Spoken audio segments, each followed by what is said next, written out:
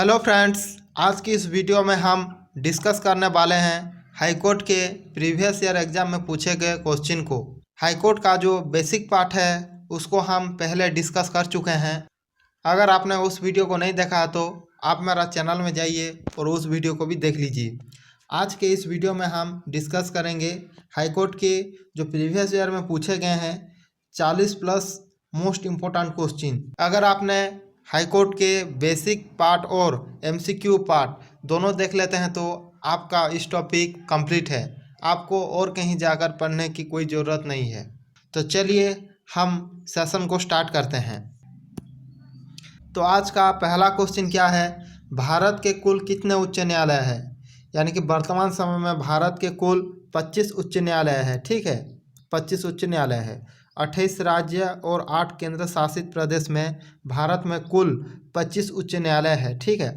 Next, Bharat के किस उच्च न्यायालय में न्यायाधीशों की संख्या सबसे अधिक है। यानी कि इनमें से किस उच्च न्यायालय में न्यायाधीशों की संख्या सबसे अधिक है, वो है इलाहाबाद हाईकोर्ट में। किस में? इलाहाबाद हाईकोर्ट में न्यायाधीशों की संख्या सबसे अधिक है। तो कितना है? 160 है। 160 न्यायाधीश हैं इलाहाबाद हाईकोर्ट में। ठीक है, जो कि भारत में जो 25 उच्च न्यायालय हैं उसमें से सबसे ज़्यादा है इलाहाबाद हाईकोर्ट में, जो कि 160 न्यायाधीश हैं। ठीक है, तो नेक्स्ट चलते हैं। नेक्स्ट है, भारत के 25 उच्च न्यायालयों में किसकी स्थापना सबसे बाद में हुई। यानी कि ये क्वेश्चन का कहने का मतलब ये है कि जो 25 उच्च न्यायालय हैं उस उच्च न्यायालय में से किसकी स्थापना हाल ही में हुई है। तो वो है आंध्र प्रदेश उच्च न्यायालय। आंध्र प्रदेश उच्च न्यायालय की स्थापना 2019 में हुई है, जो कि आंध्र प्रदेश के किस में है? आंध्र प्रदेश के अमरावती में है आंध्र प्रदेश उच्च न्यायालय। ठीक है, अमरावती में उसकी स्थापना की गई है 2019 में। नेक्स्ट, बॉम्बे उच्च न्यायालय, कलकत्ता उच्च न्यायालय तथा मद्रास उच्च न्यायालय की स्थापना एक साथ हुई थी। इस उच्च न्यायालय की स्थापना किस वर्ष हुई थी। यानी कि जो 3 उच्च न्यायालय हैं, जो कि बम्बई, कलकत्ता और मद्रास उच्च न्यायालय, जो कि भारत उच्च न्यायालय अधिनियम 1861 के तहत हुई थी, तो उसकी स्थापना कब की गई थी। तो उसकी स्थापना की गई थी 1862 में। 1862 में ऑप्शन ए हो जाएगा उसका करेक्ट आंसर। तो नेक्स्ट चलते हैं। नेक्स्ट आता है, किस उच्च न्यायालय के सर्वाधिक स्थायी अस्थायी खंडपीठ है। यानी कि किस उच्च न्यायालय के क्षेत्राधिकार में सबसे ज़्यादा राज्य आते हैं, वो है गुवाहाटी उच्च न्यायालय। क्या है? गुवाहाटी उच्च न्यायालय, जिसमें 4 राज्य आते हैं। और राज्य कौन कौन सा है? और राज्य 1 है अरुणाचल प्रदेश, 2 है सिक्किम, 3 मिजोरम और 4 नागालैंड। ये 4 राज्य गुवाहाटी उच्च न्यायालय के अंदर आते हैं, जो कि सबसे ज़्यादा बेंच है गुवाहाटी हाईकोर्ट का। ठीक है, तो ऑप्शन बी हो जाएगा उसका करेक्ट आंसर। नेक्स्ट, भारत के कुल संशासित क्षेत्रों में से मात्र 2 में ही उसका अपना उच्च न्यायालय है। यह संशासित क्षेत्र है, यानी कि कौन से ऐसे 2 केंद्र शासित प्रदेश है जिसमें खुद का हाईकोर्ट है। तो वो है लक्षद्वीप, जम्मू कश्मीर जी नहीं, चंडीगढ़, दिल्ली नहीं, दिल्ली और जम्मू कश्मीर। दिल्ली और जम्मू कश्मीर 2 ऐसे यूनियन टेरिटरी है जिसमें उनका खुद का हाई कोर्ट है। तो ऑप्शन सी हो जाएगा उसका करेक्ट आंसर। तो नेक्स्ट चलते हैं। नेक्स्ट, निम्नलिखित में से किस राज्य का अपना स्वयं का उच्च न्यायालय नहीं है। यानी कि इनमें से किसका खुद का हाई कोर्ट नहीं है। तो सिक्किम का तो गंगटोक है। ठीक है, हिमाचल प्रदेश का तो शिमला है, उड़ीसा का तो कटक है, लेकिन नागालैंड का नहीं है। ठीक है, ऑप्शन डी हो जाएगा उसका करेक्ट आंसर। नेक्स्ट, निम्नलिखित में से कौन सा उच्च न्यायालय एक से अधिक राज्यों का उच्च न्यायालय है। यानी कि इनमें से किस उच्च न्यायालय में एक से ज़्यादा राज्य आते हैं। ये चीज़ मैंने अभी आपको बताया था कि गुवाहाटी उच्च न्यायालय में। ठीक है, जिसमें 4 राज्य आते हैं, एक अरुणाचल प्रदेश, दूसरा आसाम, तीसरा मिजोरम, चौथा नागालैंड। ठीक है, ऑप्शन ए हो जाएगा उसका करेक्ट आंसर। नेक्स्ट चलते हैं। नेक्स्ट आता है, भारत का सबसे बड़ा उच्च न्यायालय है। यानी कि भारत का सबसे बड़ा उच्च न्यायालय कौन सा है, वो है इलाहाबाद उच्च न्यायालय, जिसके अंदर 160 न्यायाधीश आते हैं, जो कि भारत में 25 उच्च न्यायालय में से सबसे ज़्यादा जजों की संख्या है इलाहाबाद उच्च न्यायालय में। इसीलिए भारत में सबसे बड़ा उच्च न्यायालय इलाहाबाद उच्च न्यायालय को कहा जाता है। ठीक है। नेक्स्ट, उच्च न्यायालय का न्यायाधीश बनने के लिए कम से कम कितने वर्ष की उच्च न्यायालय के अधिवक्ता के रूप में वकालत का अनुभव होना चाहिए। यानी कि उच्च न्यायालय के न्यायाधीश बनने के लिए योग्यता क्या होना चाहिए? वो 10 वर्ष भारत के किसी न्यायालय में न्यायाधीश के पद पर रह चुके हों, या फिर वो 10 वर्ष भारत के एक या एक से अधिक उच्च न्यायालय में वो अधिवक्ता यानी कि वकालत कर चुके हों, तब जाकर वो एक उच्च न्यायालय के न्यायाधीश बनने की योग्यता रखेंगे।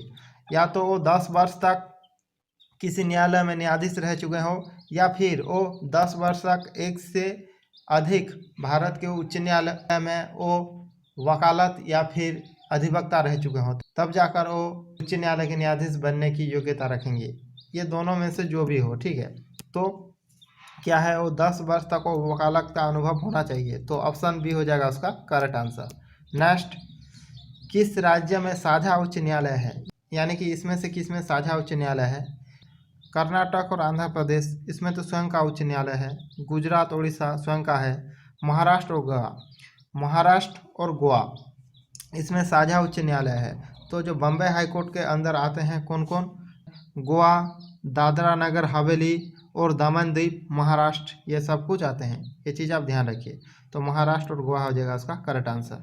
नेक्स्ट, भारत में उच्च न्यायालय सर्वप्रथम आरंभ हुआ था, यानी कि उच्च न्यायालय सर्वप्रथम आरंभ किया गया था बम्बई, मद्रास और कलकत्ता में। किसमें? बम्बई, मद्रास और कलकत्ता में।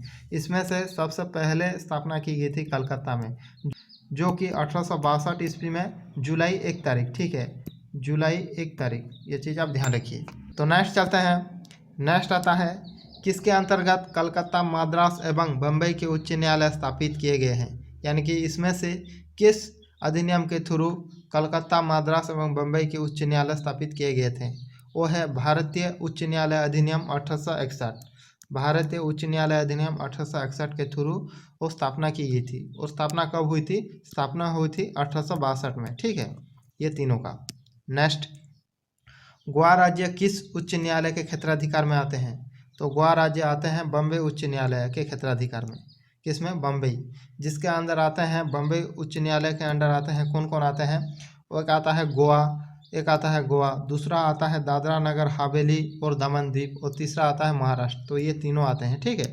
तो नेक्स्ट चलते हैं, दादरा एवं नगर हवेली किस उच्च न्यायालय के क्षेत्राधिकार में आते हैं? ये चीज़ मैंने अभी बताया था कि बम्बई उच्च न्यायालय के अंडर आते हैं। तो बम्बई उच्च न्यायालय के अंडर तीनों क्षेत्राधिकार आते हैं। वो कौन कौन सा है? एक तो हो गया गोवा, दूसरा हो गया दादरा नगर हवेली और दमन दीप, तीसरा हो गया महाराष्ट्र। ये चीज़ आप ध्यान रखिए। नेक्स्ट, अंडमान एवं निकोबार द्वीप समूह किस उच्च न्यायालय के क्षेत्राधिकार में आते हैं? तो अंडमान एवं निकोबार द्वीप समूह वो कलकत्ता उच्च न्यायालय के अंडर आते हैं। तो कलकत्ता उच्च न्यायालय के अंडर दो आते हैं, एक है पश्चिम बंगाल और दूसरा अंडमान निकोबार द्वीप समूह, ठीक है, ये चीज़ भी आप ध्यान रखिए। तो ऑप्शन बी हो जाएगा उसका करेक्ट आंसर। नेक्स्ट देखते हैं। नेक्स्ट आता है, लक्षद्वीप संघ शासित प्रदेश किस उच्च न्यायालय के क्षेत्राधिकार के अंतर्गत आता है? तो लक्षद्वीप जो है वो केरल उच्च न्यायालय के क्षेत्राधिकार में आता है। ऑप्शन डी हो जाएगा करेक्ट आंसर। नेक्स्ट, छत्तीसगढ़ उच्च न्यायालय कहाँ स्थित है? तो छत्तीसगढ़ जो उच्च न्यायालय है वो बिलासपुर में स्थित है। ऑप्शन बी हो जाएगा इसका करेक्ट आंसर। नेक्स्ट चलते हैं। नेक्स्ट आता है, उत्तराखंड उच्च न्यायालय की स्थापना कहाँ की गई है? तो उत्तराखंड उच्च न्यायालय की स्थापना की गई है नैनीताल में। ऑप्शन ए हो जाएगा उसका करेक्ट आंसर। नेक्स्ट, झारखंड उच्च न्यायालय की स्थापना कहाँ की गई है? तो झारखंड का जो हाईकोर्ट है वो रांची में है। ऑप्शन सी हो जाएगा correct answer. Next, Madhya Pradesh उच्च न्यायालय कहाँ स्थित है? तो मध्य प्रदेश का जो उच्च न्यायालय है वो है जबलपुर में। ऑप्शन डी हो जाएगा करेक्ट आंसर। नेक्स्ट, केरल का उच्च न्यायालय कहाँ स्थित है? तो केरल का जो उच्च न्यायालय है वो एर्नाकुलम में स्थित है। ऑप्शन सी हो जाएगा उसका करेक्ट आंसर। नेक्स्ट, ओडिशा राज्य का उच्च न्यायालय कहाँ स्थित है? तो ओडिशा राज्य का उच्च न्यायालय कटक में स्थित है। ऑप्शन बी हो जाएगा उसका करेक्ट आंसर। नेक्स्ट, दो या अधिक राज्य या संघीय प्रदेश के लिए एक सामान्य उच्च न्यायालय की स्थापना की जा सकती है। तो किसके द्वारा की जा सकती है? दो या दो से अधिक राज्य का संयुक्त उच्च न्यायालय की स्थापना किसके द्वारा की जा सकती है?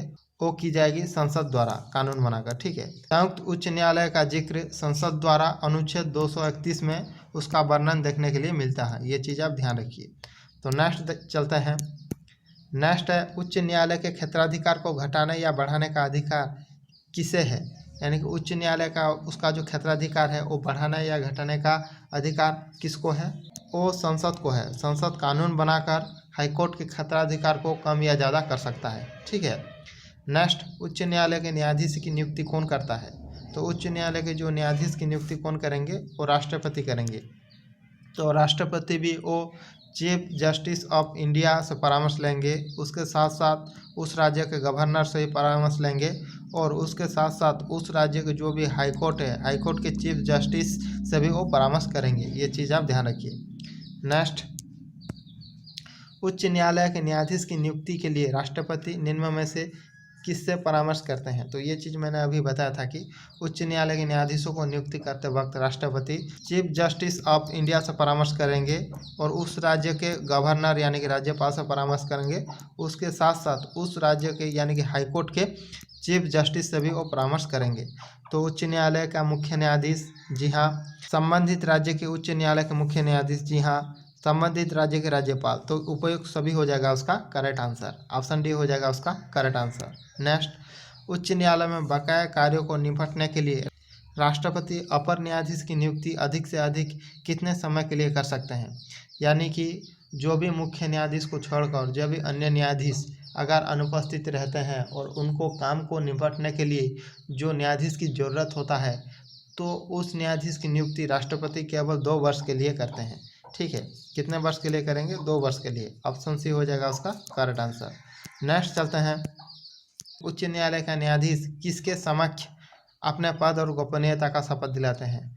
तो वो किसके सामने शपथ लेते हैं? उनको शपथ कौन दिलाता है? उनको शपथ दिलाते हैं राज्यपाल। एक चीज़ आप ध्यान रखिए, हाईकोर्ट के जो भी जज होते हैं उनको शपथ कौन दिलाता है? गवर्नर, उस राज्य के यानी कि राज्यपाल। लेकिन जो सुप्रीम कोर्ट के जो भी जज होते हैं सुप्रीम कोर्ट के, उसको शपथ कौन दिलाता है? उनको शपथ दिलाता है प्रेसिडेंट। ठीक है, राष्ट्रपति। ये चीज़ आप ध्यान रखिए। यहाँ पर राज्यपाल हो जाएगा उसका करेक्ट आंसर। नेक्स्ट, उच्च न्यायालय का न्यायाधीश अपना त्यागपत्र किसको देते हैं? चाहे सुप्रीम कोर्ट हो या हाई कोर्ट हो, अगर सुप्रीम कोर्ट या हाई कोर्ट के जज अगर अपना पद त्यागना चाहते हैं तो वो त्यागपत्र किसको देंगे? और राष्ट्रपति को ही देंगे। तो ऑप्शन ए हो जाएगा उसका करेक्ट आंसर। नेक्स्ट, किसी न्यायाधीश को एक उच्च न्यायालय से दूसरे में स्थानांतरित करने का अधिकार निम्नलिखित में से किसको है? यानी कि कौन एक हाईकोर्ट से दूसरे हाईकोर्ट को स्थानांतरित करने का अधिकार रखता है? तो वो है भारत के राष्ट्रपति। भारत के राष्ट्रपति चाहें तो किसी न्यायाधीश को एक हाईकोर्ट से दूसरे हाईकोर्ट में स्थानांतरित कर सकते हैं। ठीक है। नेक्स्ट, उच्च न्यायालय के न्यायाधीश को कौन हटा सकता है? तो उच्च न्यायालय के न्यायाधीश को कौन हटा सकते हैं? और संसद द्वारा महाभियोग लाकर उनके पद से उन्हें हटाया जा सकता है। तो विशेष बहुमत से पारित संसद के प्रस्ताव पर राष्ट्रपति। तो ऑप्शन ए हो जाएगा उसका करेक्ट आंसर। अगर वो संविधान का उल्लंघन करते हैं यानी कि मिसबिहेवियर और वो अपना काम को ठीक ढंग से नहीं कर पा रहे हैं, इनकैपेसिटी, तब संसद में उनके विरुद्ध महाभियोग लाकर उन्हें अपने पद से हटाया जाता है। ठीक है। तो विशेष बहुमत से पारित संसद के प्रस्ताव पर राष्ट्रपति। ऑप्शन ए हो जाएगा उसका करेक्ट आंसर। नेक्स्ट, उच्च न्यायालय के न्यायाधीश को उसके पद से केवल किन प्रमाणित आधारों पर हटाया जा सकता है? तो एक हो गया कदाचार, जिसे संविधान का पालन नहीं करने पर, और एक हो गया असमर्थता, वो अपना काम को ठीक ढंग से नहीं तुलाते हैं तब। तो उपयुक्त दोनों हो जाएगा उसका करेक्ट आंसर। ठीक है। नेक्स्ट, उच्च न्यायालय के न्यायाधीश के सेवानिवृत्ति की अधिकतम उम्र सीमा क्या है? यानी कि हाईकोर्ट के जो जज होते हैं उनका सेवानिवृत्ति का समय जो होता है वो 62 वर्ष, लेकिन सुप्रीम कोर्ट के जो जज होते हैं उनका सेवानिवृत्त का समय कितना है? 65 वर्ष। ठीक है। तो हाईकोर्ट पूछ रहा है तो 62 वर्ष हो जाएगा उसका करेक्ट आंसर। नेक्स्ट, उच्च न्यायालय के मुख्य न्यायमूर्ति और अन्य न्यायाधीश कितनी आयु तक पद पर बने रहते हैं?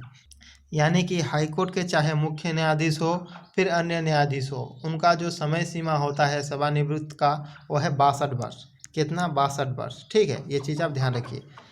नेक्स्ट, निम्नलिखित में से क्या उच्च न्यायालय और उच्चतम न्यायालय दोनों की अधिकारिता के अधीन आता है? यानी कि इनमें से क्या सुप्रीम कोर्ट और हाई कोर्ट के अंडर में आते हैं? केंद्र और राज्य के बीच विवाद? जी नहीं। संविधान के उल्लंघन के विरुद्ध संरक्षण? जी नहीं। राज्य के बीच परस्पर विवाद? जी नहीं। मूल अधिकारों का संरक्षण? जी हाँ।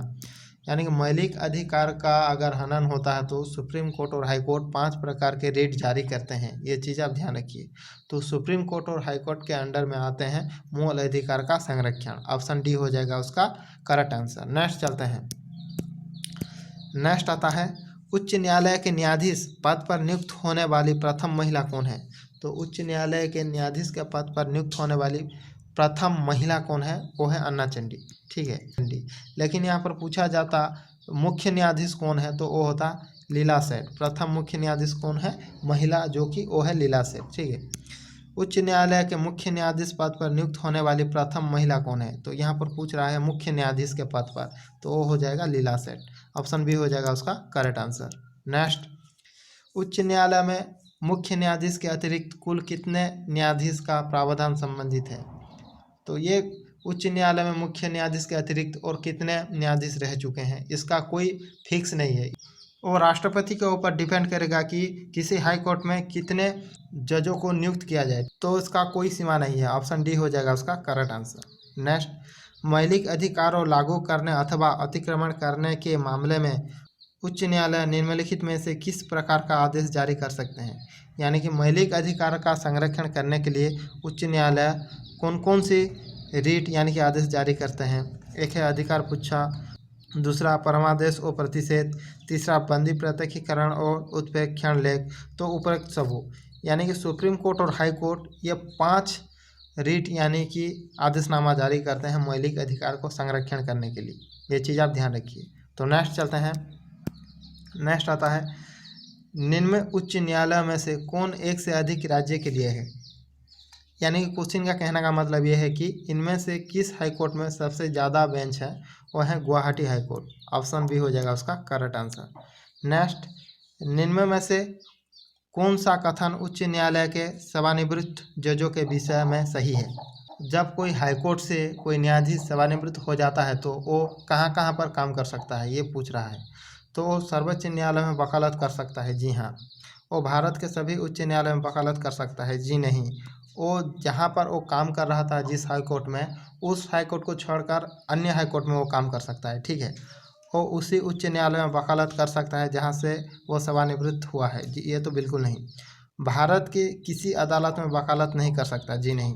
वो चाहे तो सुप्रीम कोर्ट और हाई कोर्ट में काम कर सकता है, सिवाय वो पहले जहाँ पर काम कर रहा था उस हाई कोर्ट में वो काम नहीं कर सकता है। उसके सिवा वो अन्य हाई कोर्ट या फिर सुप्रीम कोर्ट में काम कर सकता है। इसीलिए ऑप्शन ए हो जाएगा उसका करेक्ट आंसर। नेक्स्ट चलते हैं। नेक्स्ट आता है निम्नलिखित में से कौन सी सुमेलित नहीं है उच्च न्यायालय मुख्य खंडपीठ। यानी कि इनमें से कौन सा सुमेलित नहीं है। एक है कर्नाटक उच्च न्यायालय बेंगलोर में, जी हाँ ये तो राइट है। मध्य प्रदेश उच्च न्यायालय भोपाल, जी नहीं। मध्य प्रदेश का जो उच्च न्यायालय है वो है जबलपुर में। ठीक है। कहाँ पर, जबलपुर। वो है जबलपुर में, कहाँ, जबलपुर। राजस्थान उच्च न्यायालय जोधपुर, ये राइट है। केरल उच्च न्यायालय एर्नाकुलम, ठीक है। लेकिन क्वेश्चन के हिसाब से ऑप्शन बी हो जाएगा उसका करेक्ट आंसर। मध्य प्रदेश उच्च न्यायालय जो कि भोपाल में नहीं है, वो है जबलपुर में। नेक्स्ट, उच्च न्यायालय के न्यायाधीशों के वेतन में कब कमी की जा सकती है। तो उच्च न्यायालय के न्यायाधीशों के वेतन में मैंने बेसिक जो वीडियो है उसमें बताया था कि जब देश में वित्तीय आपातकाल लागू किया गया हो तब उनके वेतन में कमी की जाती है। ठीक है। तो ऑप्शन बी हो जाएगा उसका करेक्ट आंसर।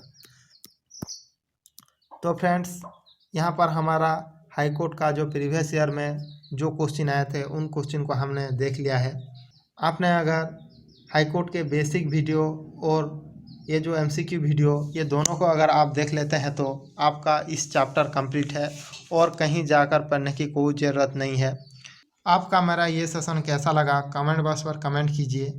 मिलेंगे और नेक्स्ट वीडियो में इसी तरह के एक सेशन के साथ। तब तक के लिए जय हिंद, जय भारत।